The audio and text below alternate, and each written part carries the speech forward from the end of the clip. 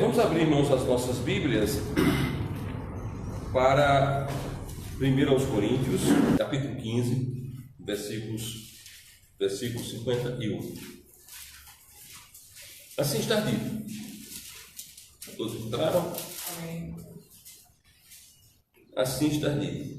Portanto, meus amados irmãos, sede firmes e constantes e sempre abundantes na obra do Senhor, sabendo que o vosso trabalho não é vão no Senhor. Amém? Que Deus aplique esse texto em nosso coração. Esse é um texto que os irmãos conhecem bem. É um texto que já foi explanado aqui na igreja, por mim e por outros algumas vezes. E é um texto que faz parte daqueles textos muito citados pelos irmãos, né? Então é um texto novo. E obviamente que na Bíblia não deve ter nenhum texto novo, né? Como não deve ter nenhum versículo na Bíblia que seja exclusivo para os crentes. Nós já devemos ter pelo menos lido uma vez todos os versículos da Bíblia. Mas aqui nós temos uma lição muito preciosa e que nós precisamos repetir muitas vezes, porque nós nem sempre estamos firmes, nem sempre estamos constantes e nem sempre estamos abundando na obra do Senhor. Certo? Amados, a exortação do Espírito Santo de Deus é que sejamos firmes. Não existe possibilidade de crente ser gelatinoso. A gelatina tem uma característica interessante, que ela toma a forma de qualquer coisa, né? Você pode ter gelatina em forma de bola, de quadrado, de triângulo, né? Ela vai tomar a forma da forma a qual ela for colocada. Ninguém usa mais, mas no passado a gente ainda encontra em alguns casos aqueles bancos de madeira antigo, né? Eles eram feitos de miolo de braúna, né? Madeira preta. Aquela madeira é firme, né? Eu lembro que um banco daquele caiu uma vez dentro do pé de volta, né? Ele ficou esmagado, o dedo ficou, certo? Porque era muito forte. Aquilo representa bem firmeza. Nós não podemos ser gelatina. Nós, enquanto crentes, devemos ter a firmeza do miolo de braúna. Firme. Nós não devemos ter a firmeza da areia, né? O hino que nós cantamos diz: como faz a areia na fundação, faz as nossas obras na salvação. A nossa firmeza não pode ser na areia. A areia dá forma, né? Ela vai dar a forma ali, mas ela não dá segurança. Segurança quem dá é pedra e cimento, não é isso? Nossa firmeza, ela tem de ser como a rocha. Como a rocha. A nossa firmeza, amados irmãos, é como a linha férrea, né? No passado, quando as pessoas a grande maioria das pessoas ainda morava na zona rural, em todos os sítios, eu acredito que muitos ainda existia um pedaço de linha férrea, assim, que era quando o pessoal batia as enxadas, né? Batia ali, ferro sobre ferro, o ferro mais fraco que era o da enxada, ele cedia e ficaria ali cortante, se tornava um objeto cortante. Mas a barra de ferro, quando você estava batendo, ela continuava firme, sem alteração. Então quando a palavra de Deus fala de firmeza, é exatamente isso. É estarmos seguros. A palavra de Deus nos ensina que nós estamos enraizados em Jesus, não é? A palavra de Deus nos ensina que Jesus é o nosso fundamento. Então nós devemos estar firmes sobre o fundamento que é Cristo. Crente não é para ser ao gosto do freguês. Crente não é para variar, não é para estar sofrendo variação de personalidade por pressões externas ou mesmo internas da sua carne. Crente é para estar firme, está bem fincado em um determinado lugar. Existe murões de cercas em nossa região que tem mais de 200 anos, né? E se alguém quer arrancar um murão daquele, dá muito trabalho. Existem casas na nossa região que foram construídas desde baixo até em cima, tudo com pedras. A casa de Antônio Pereira, o avô do meu pai,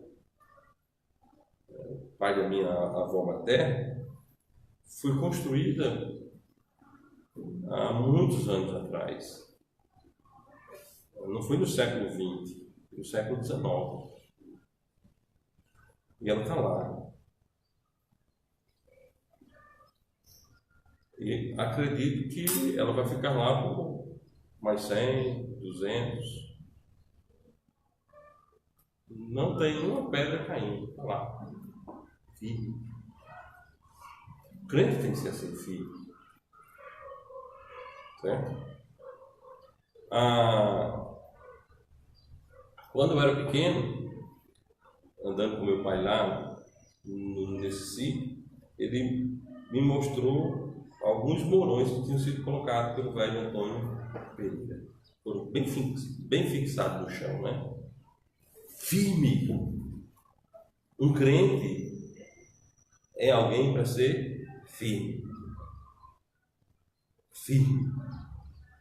E o crente deve demonstrar a firmeza dele, tanto no aspecto de doutrina como no aspecto de vida pessoal, né? A Bíblia diz: tem cuidado de ti mesmo e da doutrina. O crente não pode dizer: eu sou extremamente cuidadoso com a minha vida, mas não estou nem aí para a doutrina. Ele tem que ter um equilíbrio no qual ele tenha cuidado da vida, cuidado da doutrina. Cuidado da vida e cuidado da doutrina. Então o crente precisa ser firme em todas as circunstâncias da vida. O crente não pode ser uma Maria vai com as outras. O crente não pode ser um camaleão. Qual é a natureza que caracteriza o camaleão? Se o camaleão está em uma árvore verde, qual é a cor dele? Verde. Se ele estiver em uma árvore seca, qual é a cor dele? Vai tomar a forma, a cor, certo? Daquela árvore onde ele está. Se ela está seca, nós temos essa coisa meio cinza, não é? Então vai ficar dessa cor. Crente não pode ser camaleão.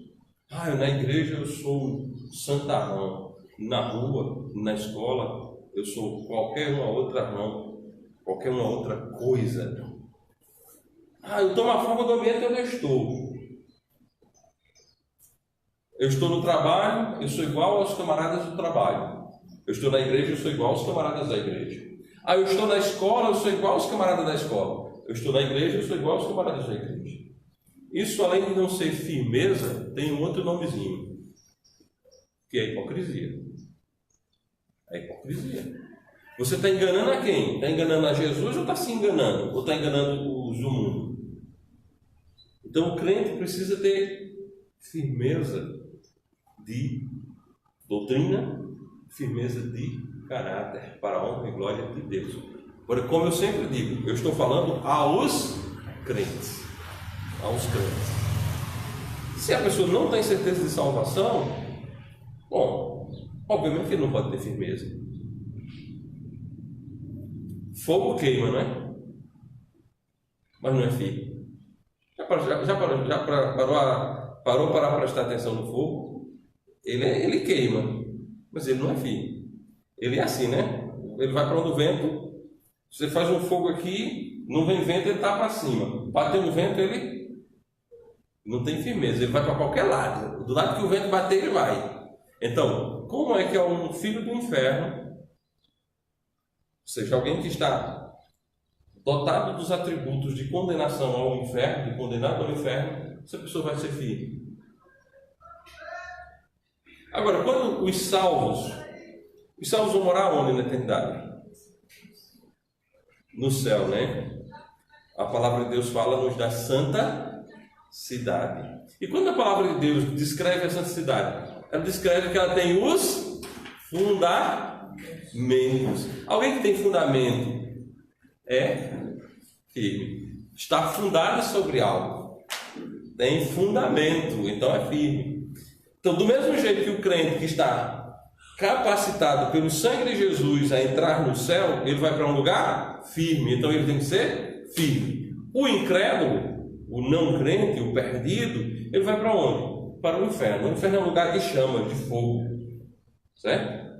Então, ele tem que ter os atributos de fogo. Ele vai ser, lógico, ele vai ser sem firmeza e sem forma. Ele vai tomar a forma que o momento lhe pede. É ser de qualquer forma, de qualquer jeito. Bom, vamos adiante. Depois de firmes, a Bíblia diz para sermos constantes. Sabe qual é uma das maiores tragédias na vida de um crente? É a falta de constância. O camarada se converte, aí ele vem para os cultos, a domingo de manhã, no serviço de adoração a Deus, na escola dominical, domingo à noite, no serviço de adoração e pregação da palavra, na quarta-feira, no serviço de oração. Ele é firme, ele está ali. Aí ele começa a se desenvolver, aí ele começa a servir em outras áreas da igreja. Ele começa eu vou entrar no coral, e ele começa a cantar. Aí ele diz, pastor, eu queria participar das viagens missionárias. Ele começa a participar das viagens missionárias. E aí essa pessoa está constante, né? Aí de repente ela começa, pastor, eu não posso ir na quarta-feira,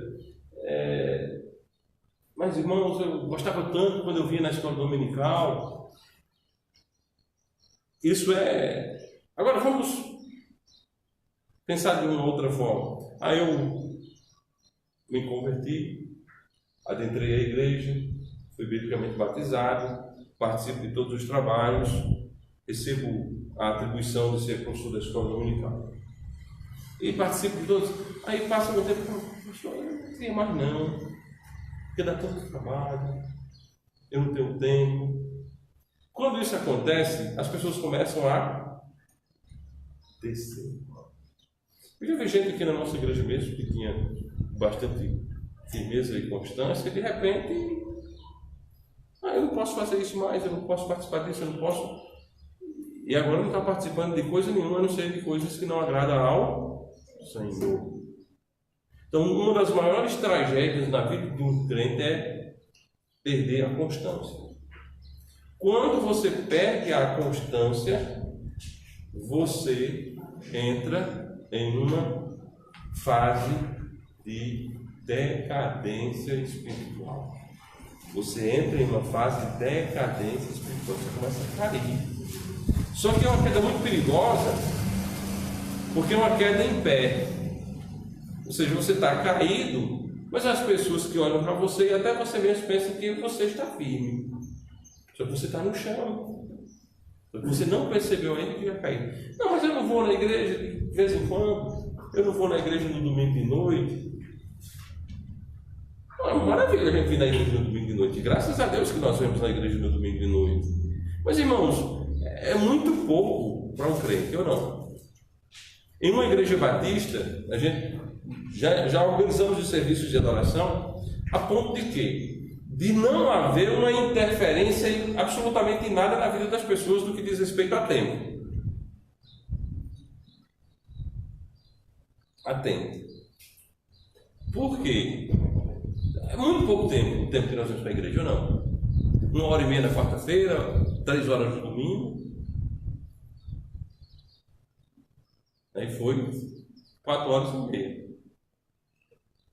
Esse é o tempo que nós estamos servindo ao Senhor na igreja. Agora, se você analisar,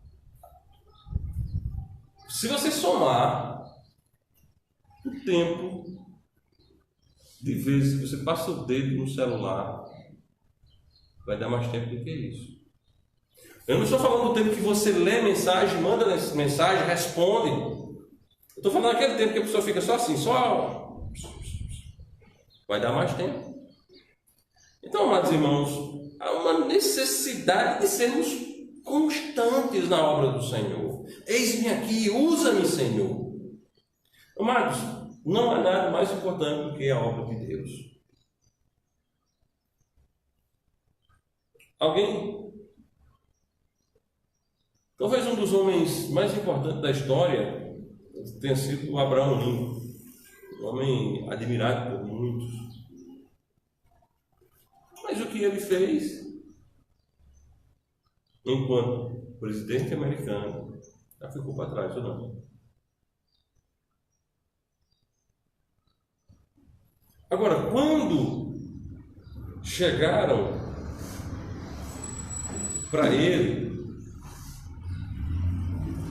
e proporam um brinde pela perspectiva da sua candidatura, ele disse: só sou com água. Eu não bebo, professor. Isso aí não vai se acabar não, vai.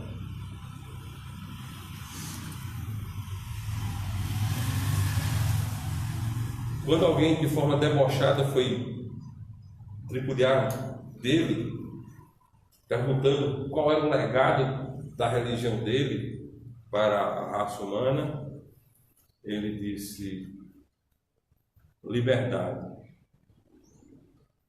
de expressão e pensamento, de pensamento e expressão.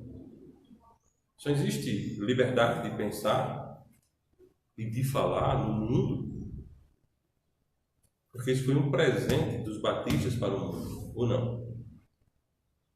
O mínimo conhecimento de história leva para isso. Porém, a maneira estreitada pela ideologia marxista faz com que os historiadores não vejam isso. Estuda um pouquinho que encontra. Bom, isso ficou. O testemunho de Cristo fica para sempre. Mas as outras obras, elas vão desaparecendo. Vocês viram recentemente alguma entrevista de Romário? De Pelé? De Zico? Não, né? Mas na década de 70, todas as pessoas ouviam todos os dias entrevistas ou matérias sobre Pelé, não era? Na de 80 sobre Zico, na de 90 sobre Romário. Por que ninguém escuta mais? Porque a glória do homem, ela é efêmera e passageira. Ela é efêmera e passageira. Ela passa. Ela passa. Certo? Preciso que a gente entenda essas questões. Deus quer de nós constância na sua obra. Então sejamos constantes. A constância na obra de Deus, eu me remeti aqui a um fato externo, que é o fato do serviço de adoração pública na igreja, mas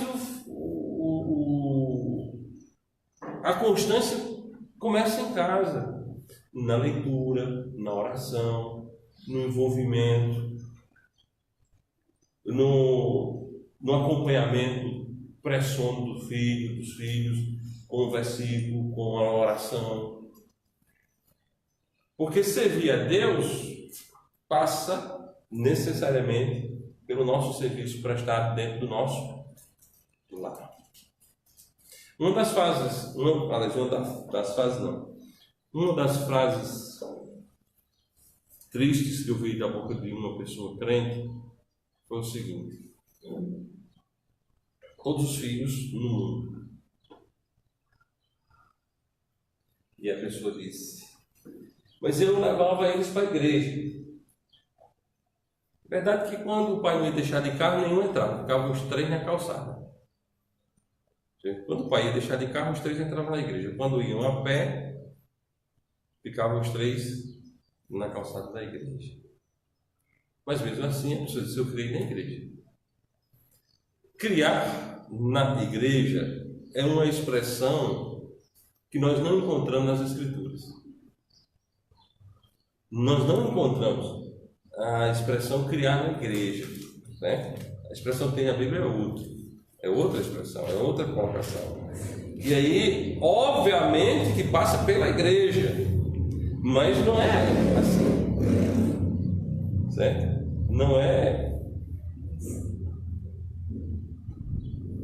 A expressão é outra. Efésios capítulo 6, versículo 4. Efésios 6, 4. Diz: E vós, pais, não provoqueis a ira a vossos filhos, mas criai-os na doutrina e admoestação do Senhor. Então, criar, trazer os filhos para a igreja é maravilhoso. Eu amo fazer isso. Porém, eu não posso acreditar tão somente à igreja a responsabilidade de educá-los. Não é verdade? Quem acredita em educação fora de casa são os comunistas, e nós não somos comunistas. Nós acreditamos em educação dentro de casa, não é assim? E vós, pais, não provoqueis a ira a vossos filhos, mas criai-os na doutrina e admoestação do Senhor. Então, criar os filhos na doutrina e admoestando no Senhor é constância. Os crentes sendo constantes, ensinando. Emanuel comentou uma história ontem que eu achei engraçada, que fala do ponto de vista de que diz que na aula de medicina o professor chegou e disse: olha, vocês querem ser médico, e médico não pode ter nojo absolutamente de nada. A irmã Débora, trabalhando na área de saúde, acho que já deve ter visto algumas coisas bem, né, alguns tratamentos, né? Aí tinha lá um cadáver, né? Aí o médico: você não pode ter nojo de nada. Botou o dedo dele assim. Aí depois fez. E aí alguns, né, sempre tem aqueles camaradas que são mais, também não tiveram nojo de nada. Aí quando terminou a aula, o médico disse: olha, além de não ter nojo de nada, para ser um bom médico, precisa ser um bom observador. O dedo que eu tenho na boca foi isso aqui, viu? Ou mim. Certo? Então assim, constância envolve observação, né? Não foi assim e assim, né? Observação. Nós precisamos, no contexto da constância, observar o nosso caminho, se está de acordo com a vontade de Deus. Mas pastor, o senhor é pastor. Não, isso não implica dizer que eu vou estar sempre dentro da vontade de Deus. Eu preciso. Para que tem Bíblia? Bíblia não é só para crente, Bíblia é para todo mundo, inclusive para o pastor. Bíblia não é só para os filhos, é também para os pais. Então nós precisamos estar observando o que se passa, vendo quem conversa com os nossos filhos. Estou falando da constância começando em casa, viu? Porque eu não posso querer a constância só na igreja, porque nós não somos religiosos. E religiosos, o que é que sai da boca do seu filho? O que é que sai da boca do meu filho? O que é que tem no celular dele? O que é que ele está botando nos ouvidos, né? Tem uma coisa que eu tenho uma abominação, é aquele negócio no ouvido.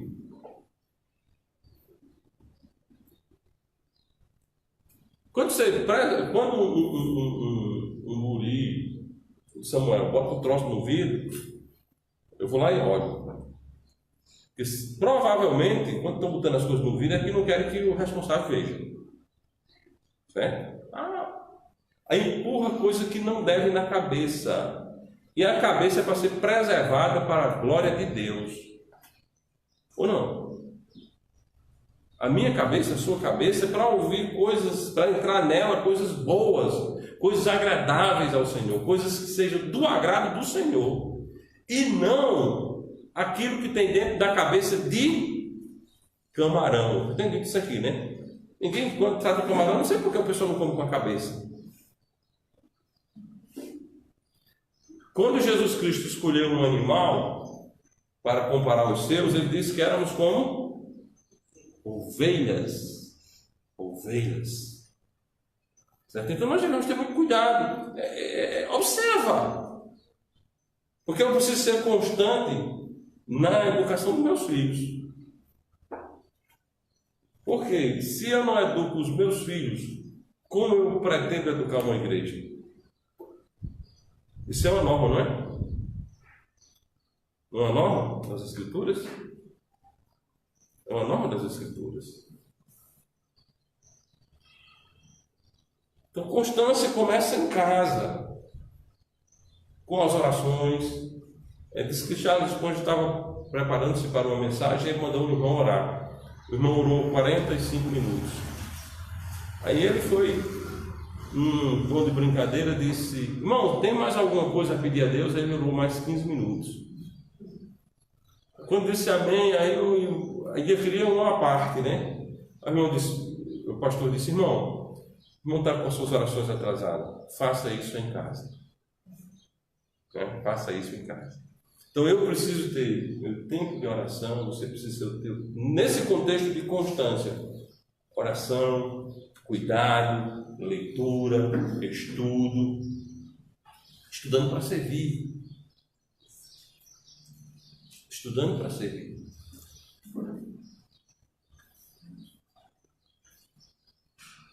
Estudando para servir.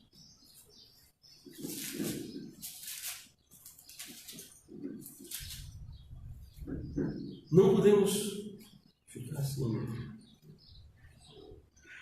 à deriva, porque nós não estamos à deriva, nós somos filhos, amém? Lembrando que o nosso primeiro fundamento foi firmeza, nós estamos vendo agora a constância. Você é firme e você é constante, você está seguindo. Bom, e essas duas características levam você para a abundância. Você vai ser abundante, você está sempre melhor servindo, sempre melhor servindo, sempre melhor servindo. Cada dia mais você se envolve mais na obra de Deus. Irmão, nada é mais importante do que servir ao Senhor. Tudo que nós temos na face da terra é efêmero e passageiro. O que não é efêmero e passageiro é a palavra de Deus. A palavra de Deus. As coisas que nós damos muito valor aqui na Terra, elas passam. Estou dizendo nós, os seres humanos. O ser humano dá valor, e eu não quero dizer que não seja importante. É importante você ter uma casa, é importante você ter um meio de locomoção, é importante você ter o seu sustento com qualidade, é importante você ter até uma reserva. Tudo isso é importante, são coisas importantes. São coisas úteis e a igreja não pode se esquivar de falar e de ensinar dessas coisas. Porém, todas estas coisas, elas são daqui e de agora, elas passam.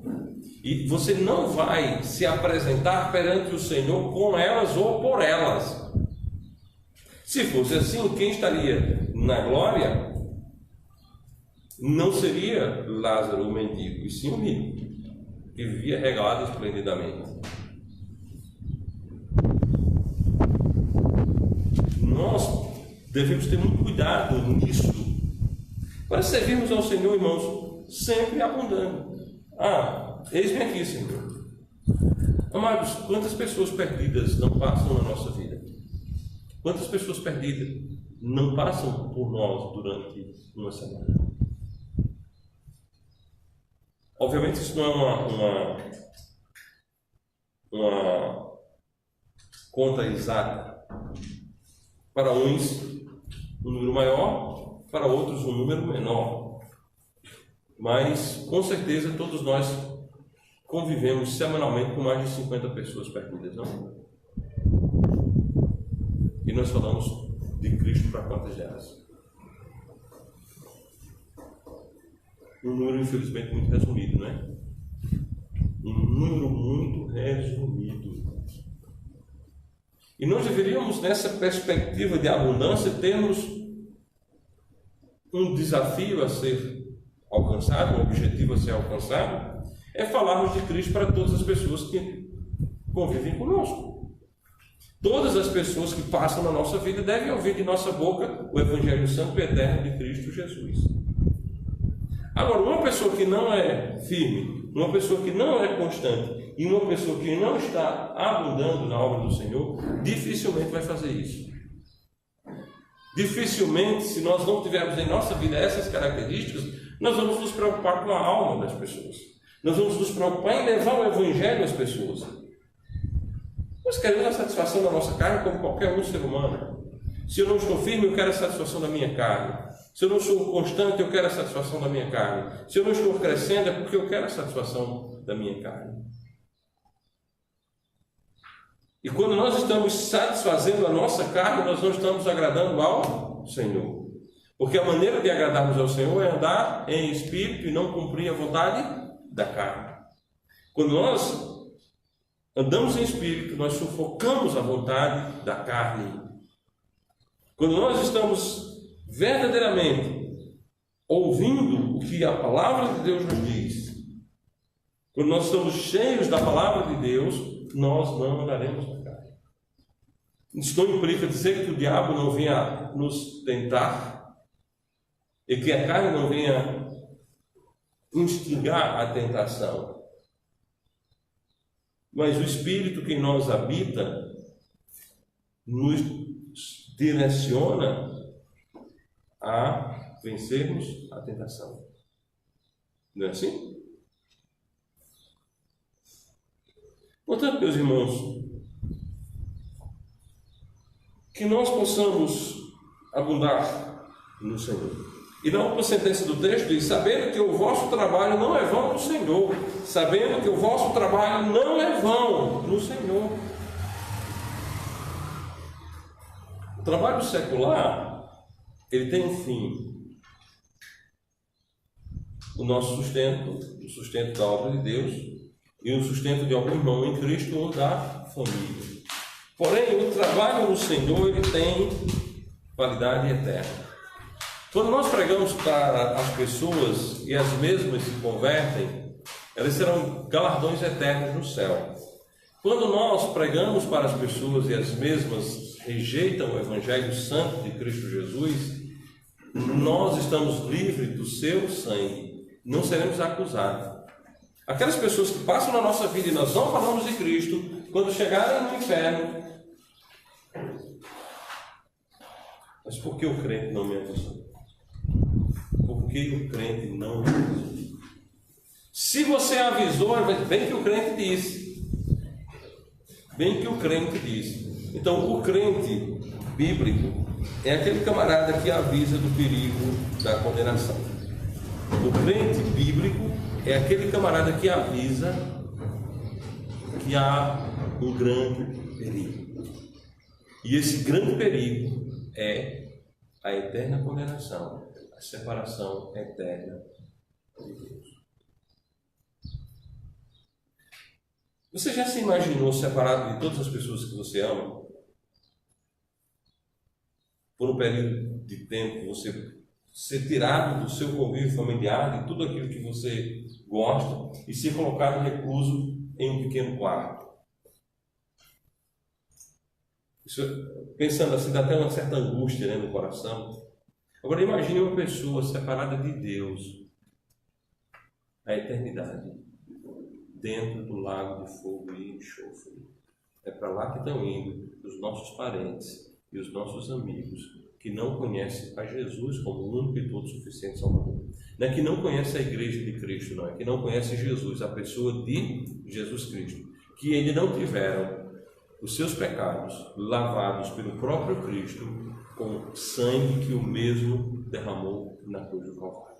Portanto, meus amados irmãos, o trabalho, sabendo que o vosso trabalho não é vão no Senhor, vamos trabalhar para o nosso bom mestre. Amém? Amém.